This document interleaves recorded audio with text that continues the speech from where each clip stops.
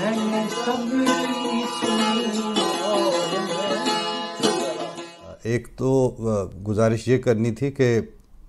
میں نے شاید کل بھی اس میں ہلکا سا ذکر کر دیا تھا کہ اس وقت ہمیں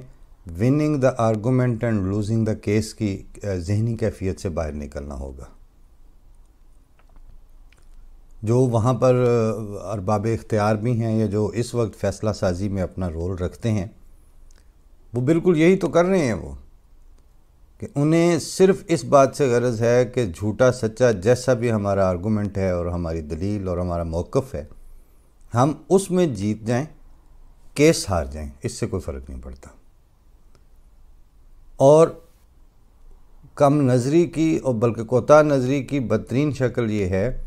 کہ ان کو اب یہ بھی اندازہ نہیں کہ اس دفعہ جو ہارنے کے لیے کیس نام کی چیز ہے وہ کوئی عدالت کا کیس نہیں ہے، وہ یہ ملک، یہاں کی پبلک، یہاں کا رہن سہن اور ان کی جو بمشکل حاصل کی ہوئی ایک یونٹی، تو خیر اسے اب نہیں کہا جا سکتا، لیکن بہرحال وہ ایک جو گھر ہے بہت بڑا سا انسانوں کا، وہ ہے داؤ پہ لگا ہوا. اگر اب یہ کیس ہارتے ہیں تو وہ سب کچھ ہارنا پڑے گا. اس کی ساری جو اس وقت ایک معین شکل ہے وہ داؤ پہ لگی ہوئی ہے. لیکن ظاہر ہے کہ سوچ ان کی یہاں جا کے ختم ہو جاتی ہے کہ جو اس وقت پیش آمدہ سے صورتحال ہے اس میں ہمارا موقف، ہماری بات وہ رہ جائے، باقی سب کچھ جاتا ہے تو جائے. اور احتجاج کی بھی تقریباً ان کی جو فلسفیز ہیں وہ بھی یہی رہی ہیں. مقاصد عالیہ جو ان کے رہے ہیں وہ بھی پچھلے 70 سال کے اور 22 کروڑ کے، یہ دو نام آپ بہت سنتے ہیں کہ ایک یہ جب گفتگو کرتے ہیں تو اس میں کثرت سے حوالہ دیتے ہیں کہ جی وہ 22 یا 23 کروڑ انسانوں کے سوال ہے اور ان کے حقوق اور ان کی خاطر، اور ہم ان کی آواز ہیں اور پورا ملک یہ کہہ رہے ہیں. یہ سارا فکر آپ سنتے ہیں. دوسری، آپ جو بھی تاریخ دان ان سیاستدانوں میں سے پیدا ہوتا ہے، اور جو کہ سارے ہر چوتھا آدمی جو ہے وہ تاریخ دان ہی ہے، حقائق محقق ہی ہے، تو وہ ایک 70 سال اور 74 سال اور 72 سال کو بہت کوٹ کرتے ہیں. لیکن ان 72 سالوں میں ہوا کیا اور کیا کیا چیزیں ہیں جو تسلسل کے ساتھ ویسے ہی چلتی آ رہی ہیں، اس کا کوئی آپ کے سامنے نام نہیں لیتا. تو میں نے تو اس دن کل کے حوالے میں صرف یہ بتایا تھا کہ وہ غالب کا شعر ہے کہ ہیں آج کیوں ذلیل کہ کل تک نہ تھی پسند، ہیں آج کیوں ذلیل کہ کل تک نہ تھی پسند، گستاخی فرشتہ ہماری جناب میں. یعنی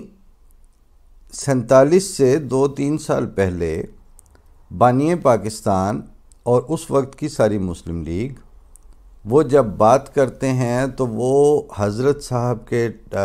ٹائٹل کے ساتھ ہی گفتگو کرتے ہیں. وہ جب پیغام دیتے ہیں تو وہ یہ کہتے ہیں کہ میری ریکویسٹ ہے یہ ان تک پہنچانا. وہ امام جماعت احمدیہ سے سپورٹ کے ساتھ بلیسنگز کی استدعا کرتے ہیں، اور اس سے ان کے سیاسی قد و قامت کے اوپر کوئی اثر نہیں پڑتا. وہ بابا قوم کے طور پر ہی وفات پاتے ہیں. ان لوگوں کو لیاقت علی خان اور یہ جو بڑے بڑے اس وقت کے نام تھے، یا ایون ان کے ساتھ جو کام کرنے والے تھے، ان کو آج بھی عزت ہی کے ساتھ یاد کیا جاتا ہے. لیکن وہ جیسے ناصر کاظمی نے کہا کہ اب جو میرے ہم سفر ہیں رفتگاں ایسے نہ تھے، کہ وہ جو گزر گئے ہیں وہ تو بالکل اس طرح کے نہیں تھے. یا دوسری جگہ بھی انہوں نے ان چیزوں کو کافی پیرللز ڈرا کی ہیں، اور وہ لوگ زیادہ تر اس کو صرف یہ کہ اس کو شاعر ہیں چونکہ تو شاعر کی گفتگو کو، اس کی غزلوں کو محض رومانوی کیفیات کے لیے لیتے ہیں، لیکن وہ تو بہت کچھ بیان کر جاتے ہیں، اور بڑے شعر کا یہی خاصہ ہوتا ہے. اس میں ایک اور غزل میں بھی انہوں نے یہ کہا کہ رفتگاں کا نشان نہیں ملتا، اگ رہی ہے زمین پہ گھاس بہت. تو اب تو زمین پر جو گھاس ہی اگی ہوئی ہے اب آپ کے ارد گرد، ان میں سے آپ چاہیں بھی کون سے گھاس کے پودے کو آپ بڑا کر کے تو آپ اس وقت کے جو نام تھے ان کے برابر لے جائیں گے. اور اس وقت کس قیادت کو آپ قائد اعظم کا متبادل یا ایون ان کی کنٹینیوٹی کس کو قرار دیں گے؟ جناح کیب تو جو ہے وہ تو بازار سے مطلب 800,000 روپے کی ٹوپی لے کے جس کو مرضی سر پہ رکھ دیں.